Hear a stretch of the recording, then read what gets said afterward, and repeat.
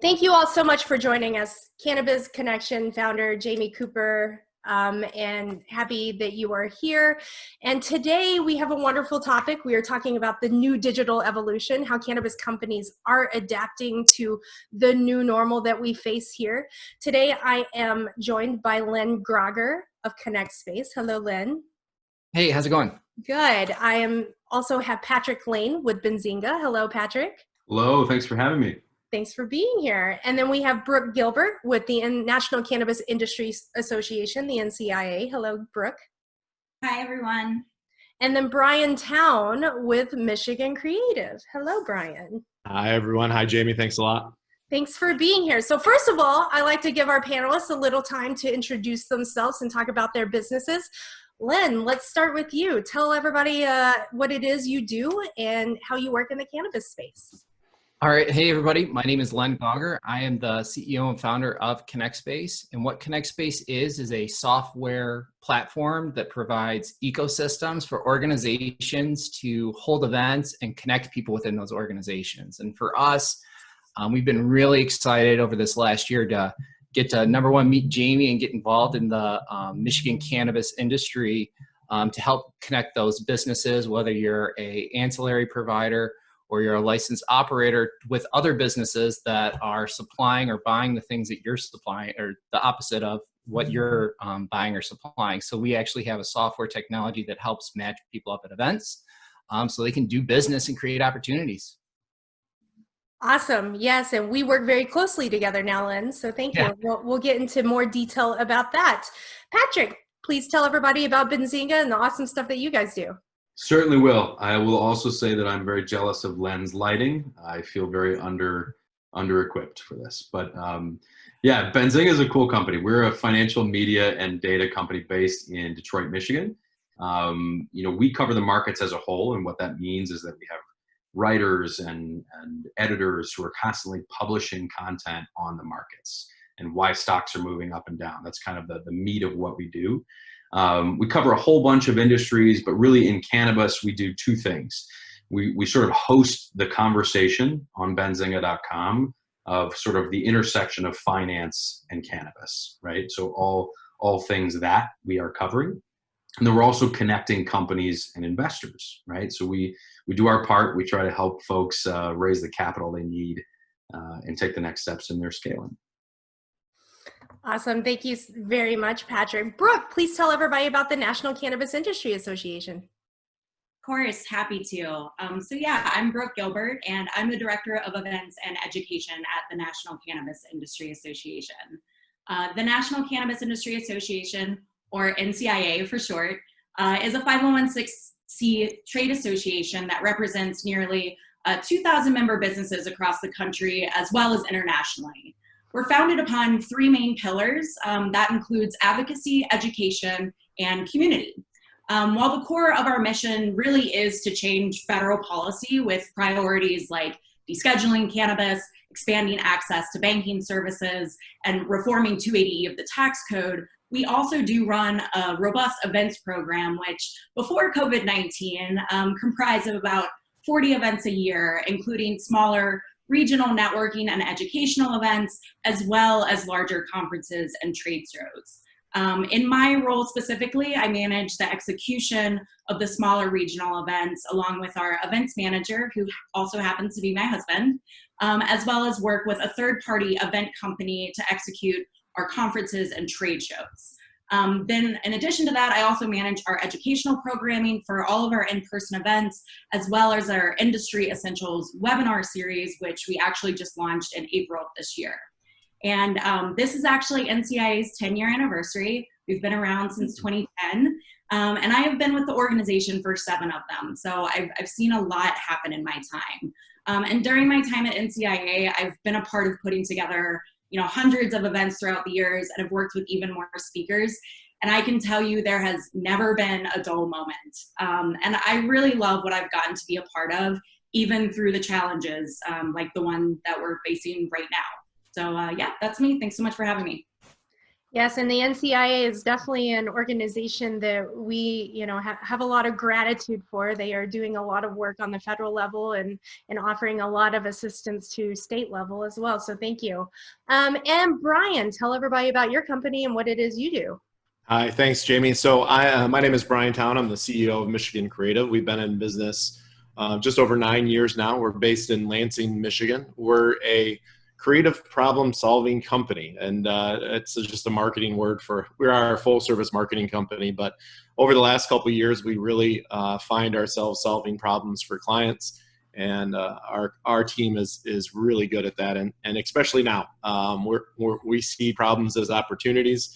And we take a step back and really take a look at what the company is trying to do. We've been involved in the cannabis industry pretty much since we started. Been working with Jamie, 4 or 5 years now, on really helping the cannabis in Michigan tell their story better and market and brand. And we also have an office in Richmond, Virginia, under a sister company called Hello Crimson. And so, we really enjoy this industry. We enjoy anything that's going to help our state grow. And I think my passion and my team's passion is, we're all entrepreneurs at heart. And so we love helping other entrepreneurs. At least we can tell them not to do the mistakes that we made over the last 9 years. And so like, yeah, don't do that. So we're happy to be here. And, it's been fun and challenging, I think, both in our own company, but also trying to figure out a new way to speak to people in the environment that we're in. So I'm happy to be here. Thanks, Jamie. And thank you all. Thank you, Brian, for being here. Appreciate it. I'm super excited to dive into the questions that we have today. Really quick, I want to ask our panelists, except you, Lynn, because I'm going to ask you questions first. If you guys could mute yourself. Sometimes we cough, things like that, and it changes the camera. So I appreciate that. And then for our audience, if you have any questions, feel free to put them in the chat. We will do our best to get to those questions at, toward the end after I ask our series of questions that we have lined out today. And then panelists have also been asked to go into the chat and answer some of the questions if we do not get to them. So Lynn and I have been working together just a few months now. Pre-COVID, he and I had sat down to talk about utilizing his software for Cannabis Connection. He was bringing a lot to the table when it comes to keeping our audience connected. We were hosting weekly face-to-face events throughout the state of Michigan. COVID hit. I happened to be in Colorado in Telluride on what was supposed to be a vacation, and COVID hit, and I remember calling Lynn up. I was like, let's get this launched now. And so that's our relationship, and I asked us to join us today because he has a great software that we use to help keep our members and anyone who attends our events connected after they meet each other virtually. So Lynn, first, what kind of impact has your company seen from this whole COVID crisis, and how did your company adapt to that? With ConnectSpace, first, Jamie, thanks for bringing us on. We're really excited about the stuff that we've been able to do together, and I'm excited to kind of share a little bit of that today when we're kind of going through this Q&A. But with ConnectSpace, when we started out, it was all live events, right? And much in the case where we worked with you, it was, bringing those networking events together, educational events, conventions, all those types of things where you have large groups of people coming together. Luckily with ConnectSpace, we've always had this approach of connecting individuals. So where they connected was more of a result rather than the actual specific thing. So for us, it's just been about looking at what happened, learning to adapt, and because of the way that we focus on creating those opportunities for people to learn, explore, and grow, is just doing that in a different way. And it just so happens, right now, a lot of things are virtual. As we continue, I know you have already had some announcements about your first live event coming up really soon, which is cool. But there's always those constraints with it where you have to look at this post-COVID world where there's things like masks, shields, hand sanitizer in location, social distancing, all those things that come into play. So that's really kind of the impact it had on us. But as far as just in general, it's been a great opportunity because people are more open to participating in things like these streaming events. More people are joining. People that couldn't necessarily make the trip are able to attend now. I know that there's instances you even mentioned where you're attending multiple events at once. So you're able to gather so much more information from such a more diverse pool. And for us, it's just been great because with our technology, we've always focused on those solutions that are the result. So for us, it's just picking a different dropping point rather than a physical location. It's just a virtual link. Right, right. And you're right about the events. So one thing that I found that our members said these virtual events are more convenient because they don't have to leave their home. They can still network with people and not, have to drive across the state like I was doing when I was hosting our face-to-face events. They are more effective because we are all creatures of habit of walking into a room and talking to the same people that we already know. And that leaves less opportunity to talk to new people. And so with our virtual events, we're just kind of forcing, people into a room to do this kind of speed networking. And number three, and people said that they like that, if someone lives on the west side of the state, they can meet somebody on the east side of the state now and not have to drive over there. So very excited about, this what has happened to really force people to become a little bit more comfortable with the digital world. It was already there. We just weren't utilizing it in the way that we should have been. And so excited to see how people have evolved in that. So let's talk more about events. You work with companies on a national level, and in what ways did you see companies transition during the COVID crisis from in-person events to digital events? Yeah. I'm sure everyone on this panel too can attest. It's that first initial shock of, wait, we can't meet in person? Like, what are we going to do? And there was kind of that stage. And then very quickly after it was this huge transition to the virtual Zoom call like we're on today, right? And trying to organize and figure out, well, how can we make a convention work online? How can we do an expo online? Like, how does that even happen? So, and now we're kind of to that stage where we've gotten to where people are pretty acclimated with the way to use Zoom. They're looking for those consistent ways to connect with people.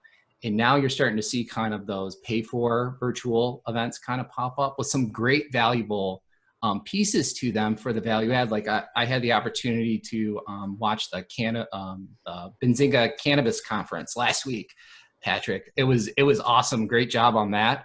Where you can provide value add tools to people in order to have them, actually see results beyond just attending or watching a Zoom call. So that was really cool.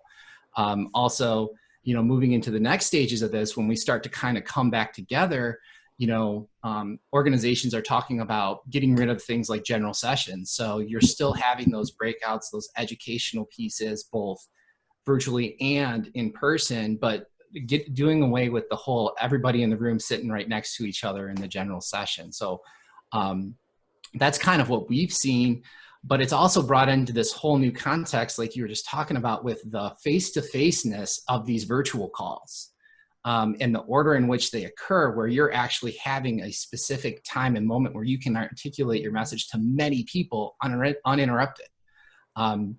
So that's kind of the stuff that we've been seeing, and I'm excited to see how that virtual component or hybrid component, there's a bunch of different terms that they have for them now, like blended is another one. So how they connect those two things to the actual attendee experience to make it a better event for them. Absolutely.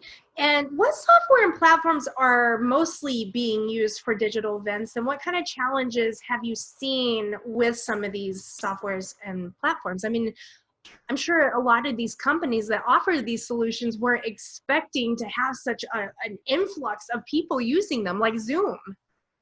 Yeah, so obviously, you've got a great tool like Zoom. They've done a ton of work as far as the security issues they were having at the beginning.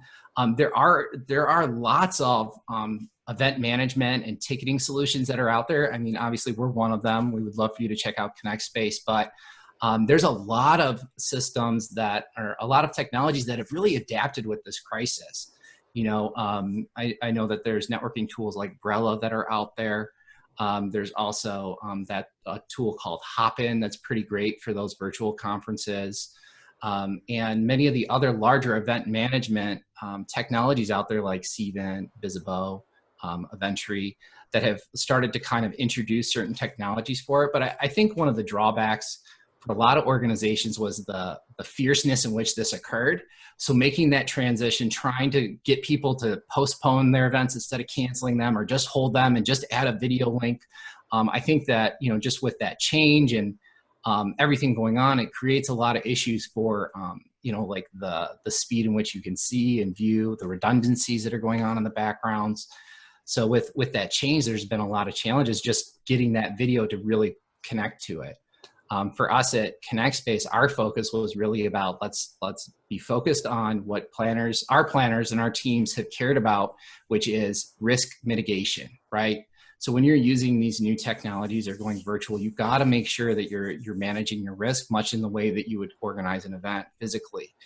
So we've kind of taken a little bit of a slower, more calculated approach in which we're rolling things out, which has worked out well for us because our planners have been able to execute their events with confidence, right? Because that's at the end of the day, what ConnectSpace really focuses on to do for those planners and their teams is to help them have that extension of their team, not just being a technology that, costs them a whole nother, piece of time. And then moving into the future, as we start looking at going back to actual physical events, how are you going to manage that whole technology stack while you're organizing your events with your past registration systems, survey systems? How are you going to organize one-to-one meetings, both virtual and live, when you're using two separate systems to manage those things? And that's kind of where we feel like we have a bit of an advantage as well, because you're utilizing an account and a company profile rather than like a field and a registration. So that kind of has its advantages as far as we're concerned, but it's been interesting to see how everybody's being creative. Right.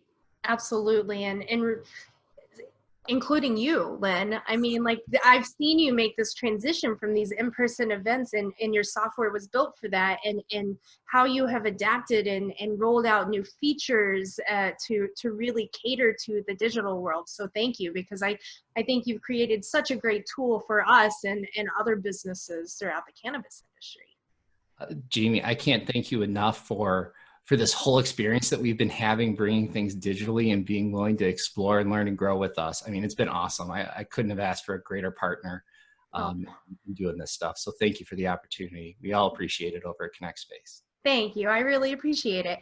Patrick, you hosted an event on Monday.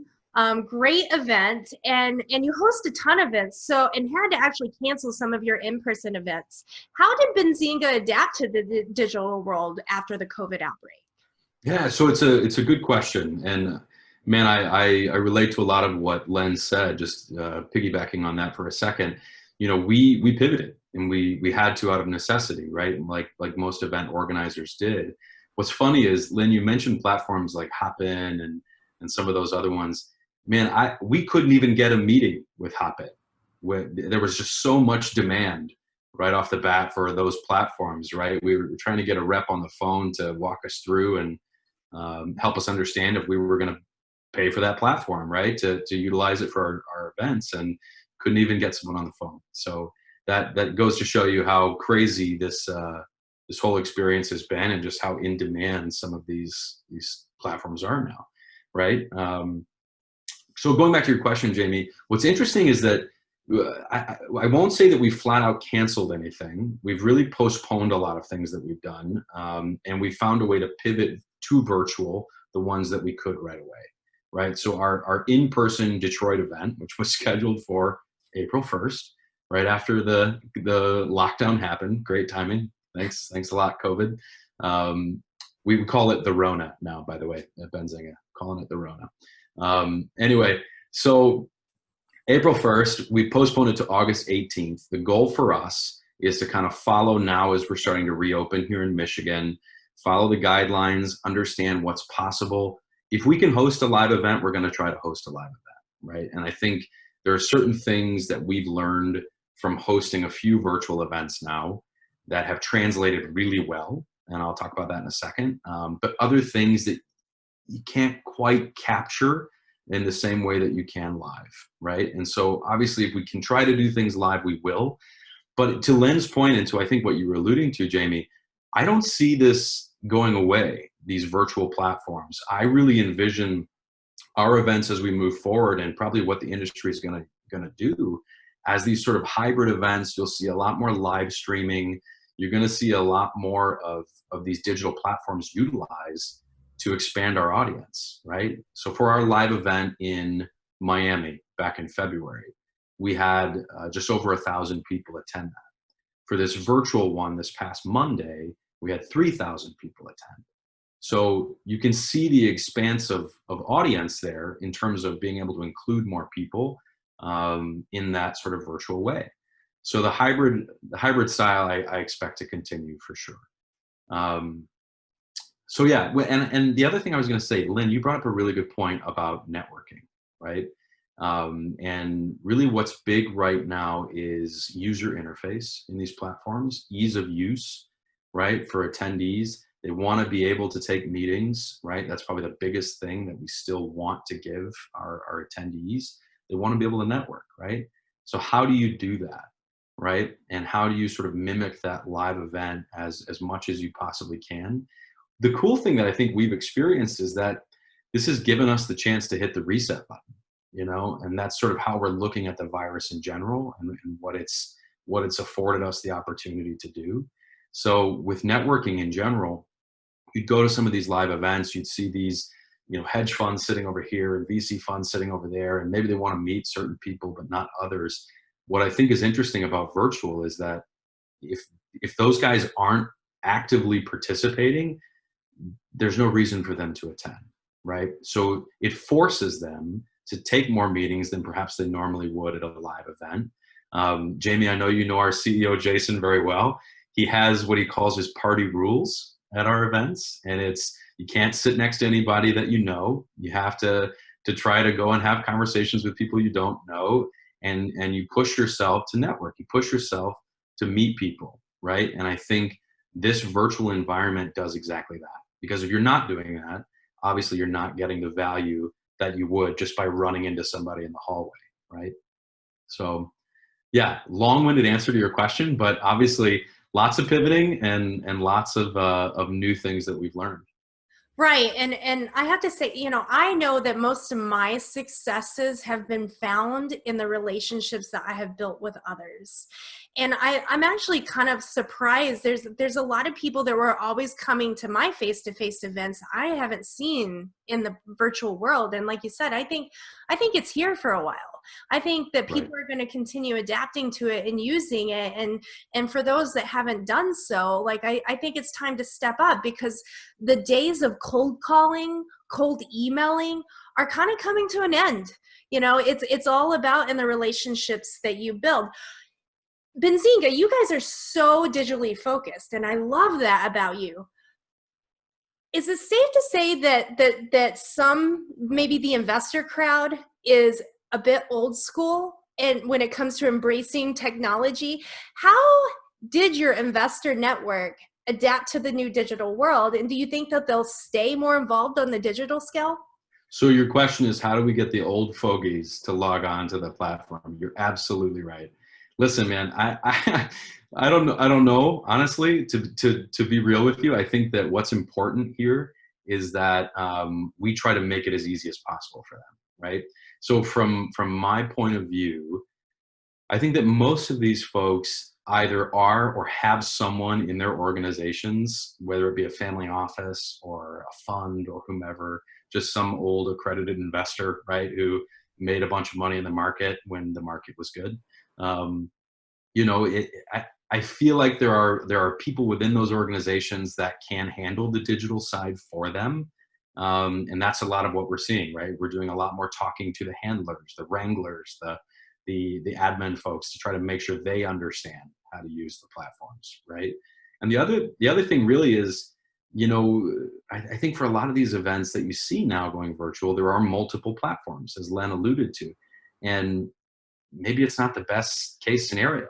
Maybe it's one platform that you want to use. Maybe it's one platform that you want to have people engage with, so as not to confuse them with multiple windows, multiple logins, you know, a whole bunch of different emails going to different spaces, right? So some people are doing that really well. I think that others we've certainly encountered could do a better job, right? And I think that we haven't found an ideal situation yet. So Len, I expect to see your deck shortly. But you know, like for where we are, that we have a very specific goal in mind, right? We want to give content. We want to give the ability to network in a very sort of curated and specific way. The event right before us was Canaccord, right? A very well-respected organization, very well-respected event series. And we had some of the same clients, and I don't think either one of us have gotten it exactly right, you know? So big opportunity for Len and some of these other folks in here to get out there and kind of connect the dots for everybody, you know? Absolutely. Now, I want to talk a little bit more about our licensed cannabis businesses and how they have adapted to the digital world. You know, what happened was they weren't able to take customers in the retail spaces. They had to transition to curbside delivery. I think the state did a really great job in making that transition and rolling out the guidelines for that. How do you think that that the industry as a whole on the retail side adapted to that? And did they see any sort of impact in their sales at all? Yeah, for sure, for sure. And I think you know, it's interesting right off the bat when you start to see more of this curbside and delivery come to pass. You're seeing sales go up, right? You're seeing this sort of probably the same as any retail or grocery stores even during the beginning of the pandemic. And you see that sort of stock your pantry phase, right? Where everybody's is going out and getting what they need and maybe even overstocking to some respects. And then, you know, you see that fall off a bit in terms of that initial response to I need supplies or I need product or I need, you know, the things that are going to make me feel good during this time at home. And then you start to see it steady across the board. And I think we have absolutely seen an uptick in sales. I don't know if this is still accurate, but in the first 2 months of the pandemic, Michigan led the nation in total flower sold, right? So good job, everybody. Taking one for the team there, right? Right, Len? But when it comes down to it, we've seen those businesses succeed. And we've also seen with this new moniker of essential business, right? I mean, let's take it a step further. Let's say that I feel, and I think there's a feeling in the industry now, that federal legalization is a lot closer than it was because of that. And I'm sure, Brooke, you guys have a lot to say on that side, but there's some interesting things going on. And I hate to look at this virus as an opportunity, right? And I think we need to be very careful and also very sensitive to those folks who've been negatively affected by it. I think viewing it as that chance to hit the reset button in a lot of respect, viewing it as a chance to kind of create and maybe go back to the drawing board a little bit in terms of how we push certain objectives is certainly something I've seen these companies do, certainly something that I'm sure all of us have done. And ideally the industry has moved forward because of it.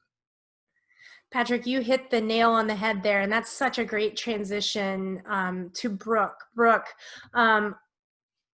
cannabis was deemed essential almost like nationwide, and I'm sure that you guys had some to do with that in some states. I know there in Colorado at first they weren't going to allow the cannabis dispensaries to be open, and then within hours of that decision it was changed because there was just this massive outcry which needed to happen.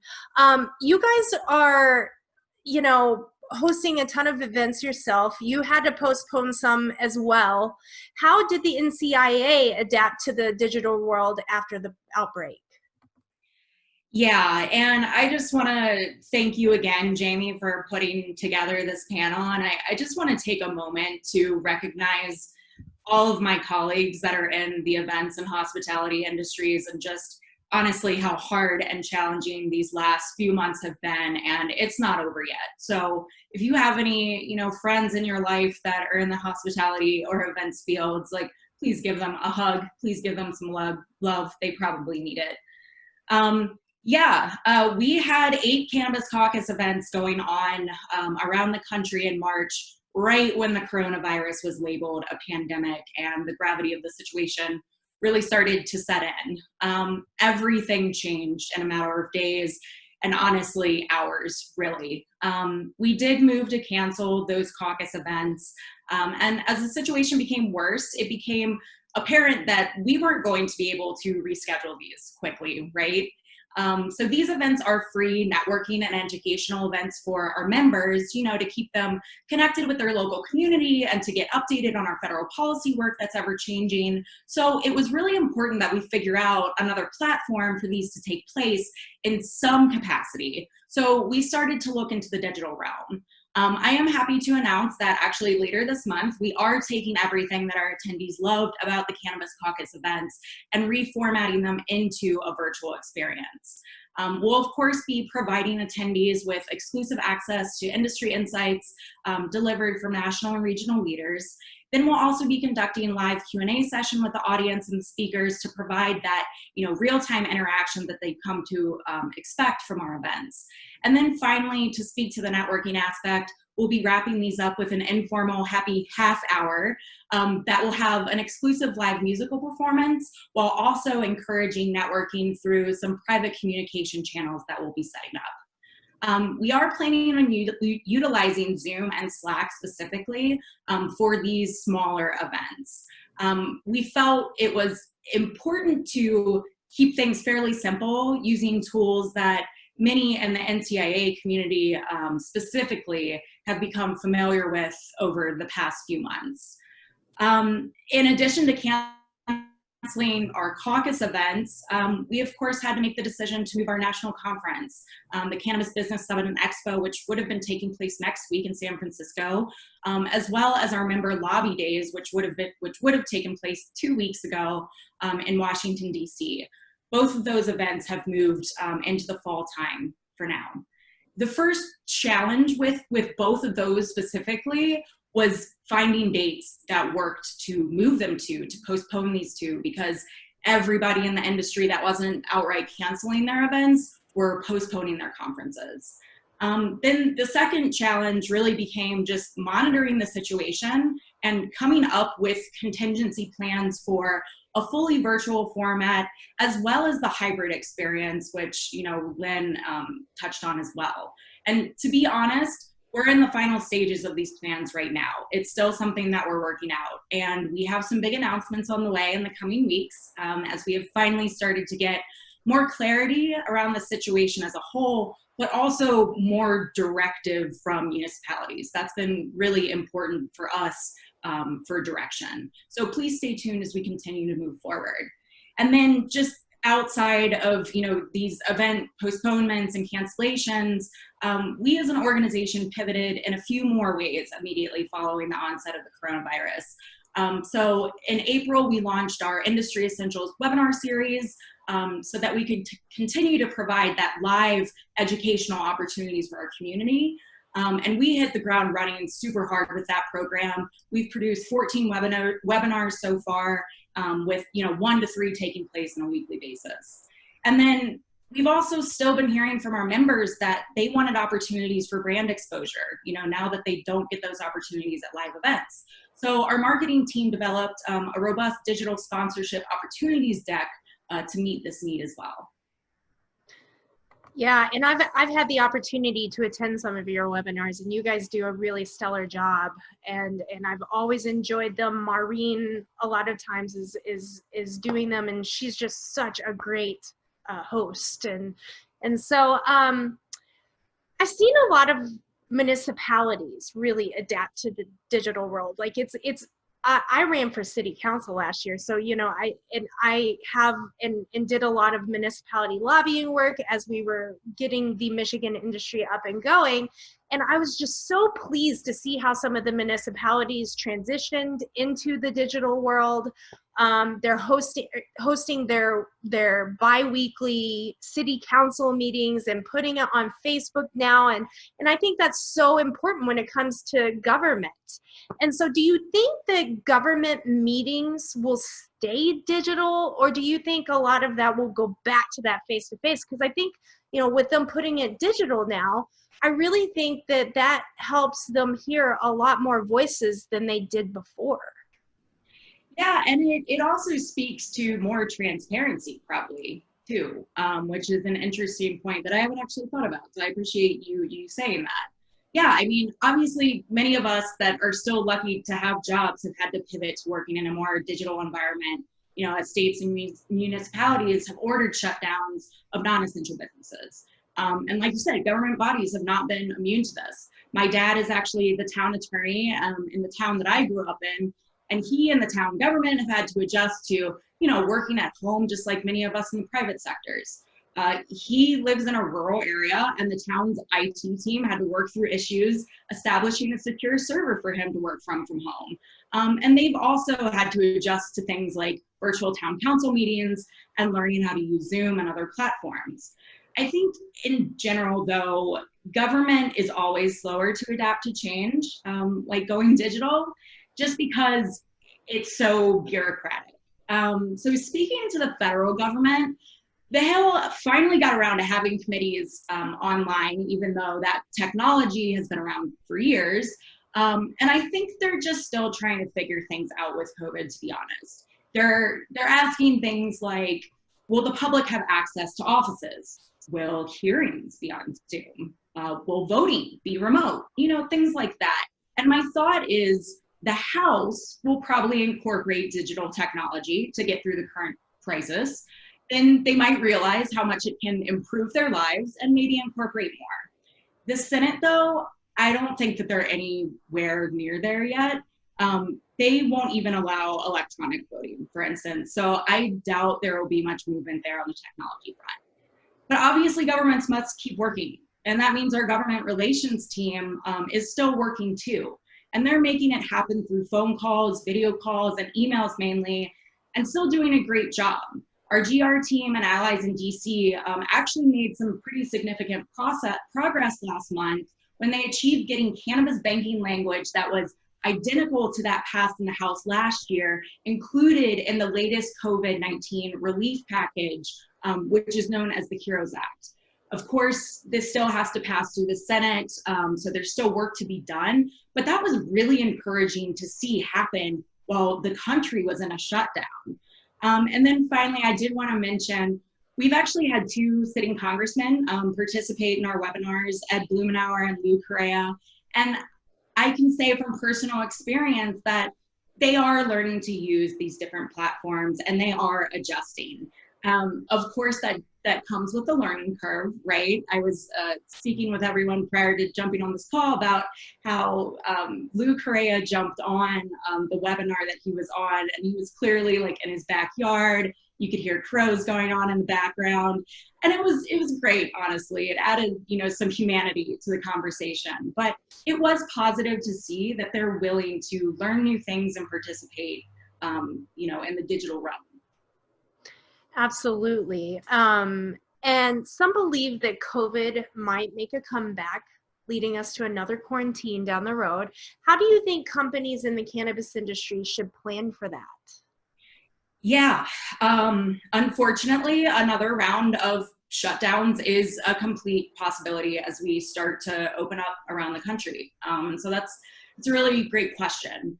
As we've discussed, cannabis retail businesses were deemed essential businesses in many places, which was obviously a moment of positivity for our industry as this pandemic set in. So as they've had to remain open, and you mentioned it, they've had to adjust to things like curbside pickup, increased sanitation measures, and ensuring things like social distancing are in place within their locations. At my local dispensary, they've required that you wear face masks when you go in, and they've even installed plexiglass windows in an effort to protect employees as well as customers. You know, I think there's a number of different ways that companies can prepare no matter what type of business you are. So as far as marketing and communication goes, have a crisis communication plan in place so that you can just react swiftly. In terms of operations, if you haven't already created SOPs around employee and customer safely as it relates to what we do currently know about the virus, get those in place now. Make sure you understand cybersecurity measures that you can implement if you or your employees are working remotely. And understand your eligibility to any financial assistance programs. And just because our members can speak much more intelligently about all of this stuff than I can, I'd actually really like to encourage everyone listening to go to our website and look at the archive of webinars that we've put on over the past couple of months that have addressed a number of areas, including good manufacturing practices, communication strategies, staying politically active, hacker-proofing your remote operations, and then a really, really valuable two-part series put on by our risk management and insurance committee called Managing Novel Risks During the COVID-19 Crisis. So yeah, I encourage everyone to check those out on our website. They contain a wealth of information. And I have to give the Michigan Marijuana Regulatory Agency some major props. I think that they did a really great job at evolving and adapting to the COVID situation. They continued to process licenses. They were doing inspections during this with FaceTime video, things like that. And I hope that there were a lot of regulatory agencies throughout the country doing the same. I assume that they were, but I wanted to go ahead and give them some kudos for the work that they did. Really quick before we move on to Brian, Brooke, I wanted to give you a little time to talk about the event that you guys have coming up in Michigan at the end of August. Yes, we do. We are trying to hold in-person events as well, if we can. But obviously, the health and well-being of our members is first and foremost. So we have been facilitating a lot of feedback from our sponsors, our attendees, and just our community in general. And like I said, still just trying to get direction from the localities. And that's coming up at the end of August. It will be our first event in Detroit. Right now I'm putting the educational agenda together for that. It will be announced in the next week or two. So stay tuned. But yeah, we're still looking forward to it. And like I said, we will be making some announcements over the next couple of weeks of what we've been planning as far as incorporating some of these virtual aspects into live events should we move forward. Awesome. Thank you so much, Brooke. I really appreciate great information. Brian, now it's your turn. How did the COVID crisis impact your company? I can't say anything. It's like that old Eminem, the battle he had, like everybody said anything. I'm done. I lose,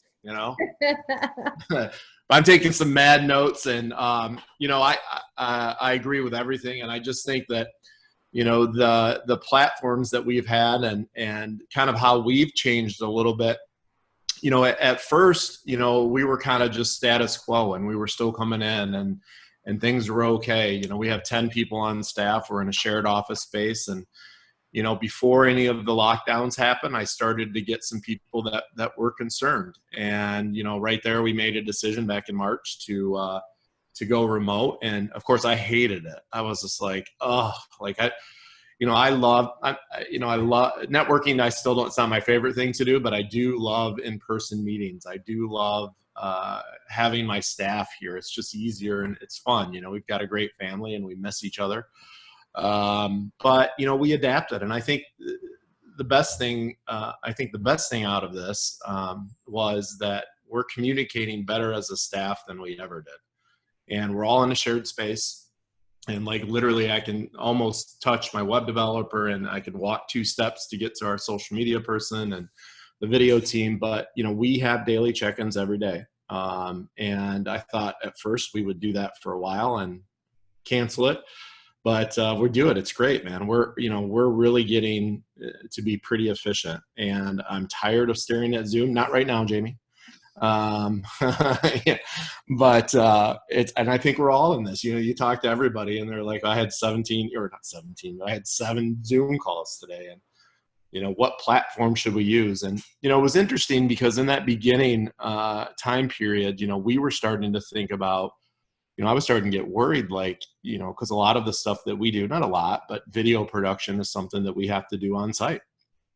And so I'm thinking, how can we adapt and how can we help people think in different ways? And so we were kind of scrambling, especially in April when we started not to get as many proposals or phone calls. I was like, oh my gosh, we're gonna have to change our whole model.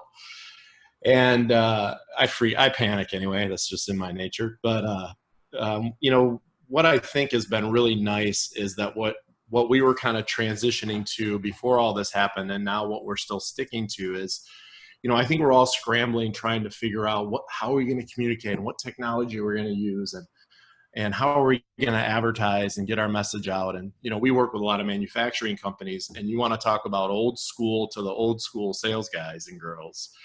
Like, we had trouble convincing them, 2 years ago that CRMs and digital marketing was going to get all the sales guys fired.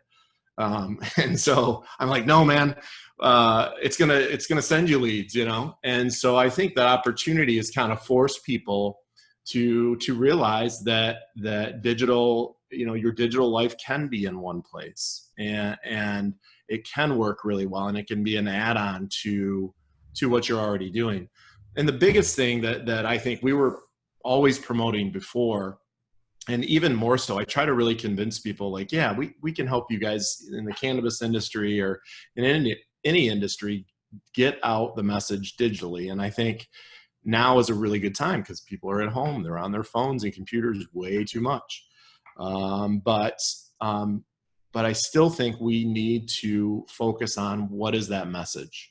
And there's nothing better. My favorite thing to do is to come into a company who doesn't know who they are.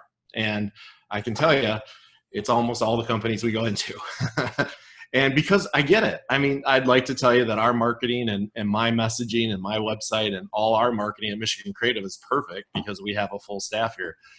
It took us a while to get to where we are today. But, what I really love is to step back a little bit and say, hey, man, let's not do all these digital ads yet. Let's figure out who you guys are as a company and what you want to stand for internally and externally. What's your brand message, which, we believe the brand message internally is the same as it should be externally. And, for me, that's just fun to take a look at a business owner in this space and say, and cannabis industry is a little bit famous for it because some of these people are brand new business owners.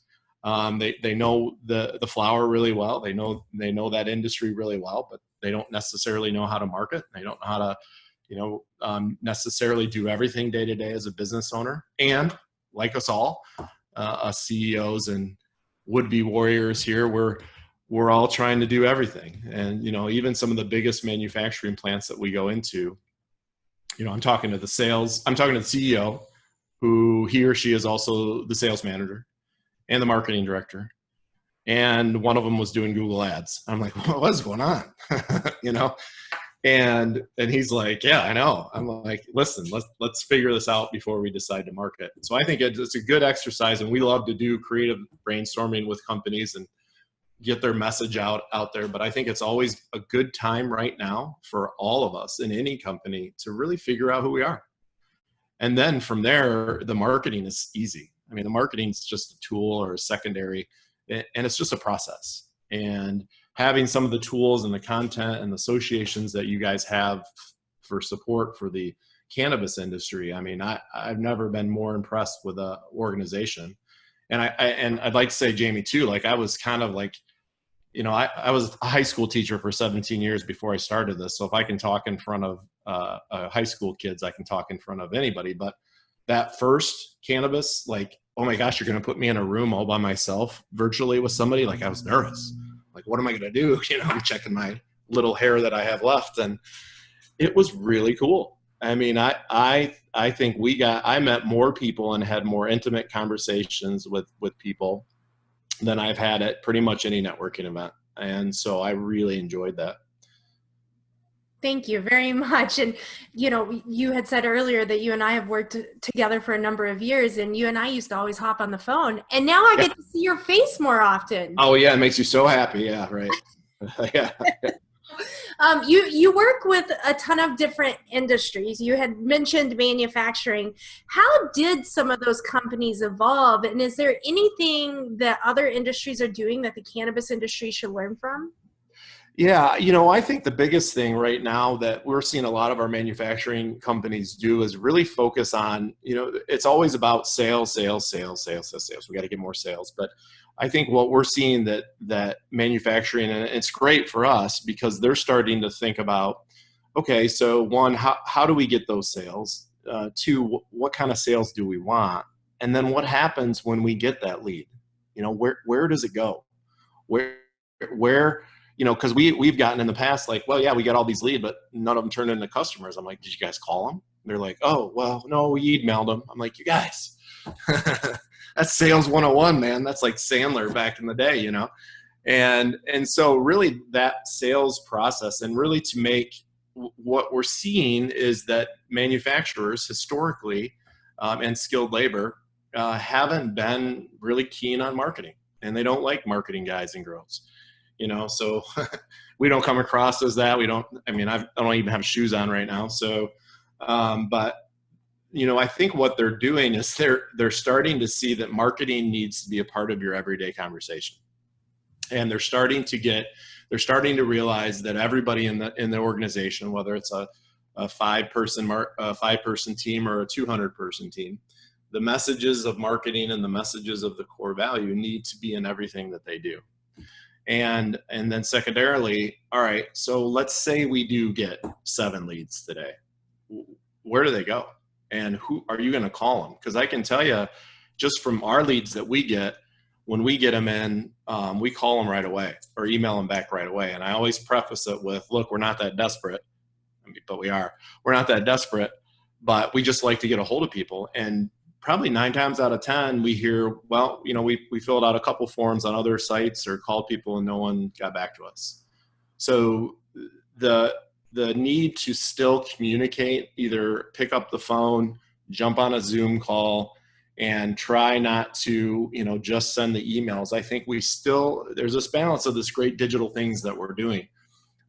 We still are really hungry for that personal attention right now.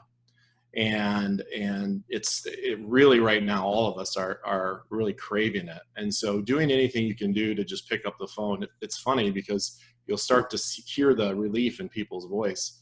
I remember the first time we went out, I think we saw somebody, my wife and I were actually out in public. It was weird. We didn't know what to do. What do I do with my hands? It was I don't know how to talk to people in person, but, so I still think you have a huge opportunity. Yes, there is some digital technology that we can use, but I still think that communication piece and really letting customers know that you're there and every lead is important, and really having the best thing I could tell people to do right now is figure out who you are. If somebody came up to you in a coffee shop and asked you what your cannabis company does, what do you say? Is it different every time? Is it we sell cannabis? And so really have a good answer to that, and then really have a process. Right now, write down the 10 steps that happen when you get a lead from the website. And the steps could be totally wrong and they could not work. That's okay. Because if you write them down, you can figure out, oh, okay, I see why this piece didn't work. And so I would say those 2 things are super essential right now, why we have some time to do it. Absolutely. And are there any companies that you feel stand out during the COVID crisis when it comes to embracing the digital world? And what have they done that caught your eye and really impressed you? Yeah, so we have, I'd like to tout one of our own clients, True Lacrosse. And, True Lacrosse is a national lacrosse youth sports company. And they have True Lacrosse in about 15, 16 states. And, their biggest fear is are we ever going to be able to play in person again? And because lacrosse is a contact sport.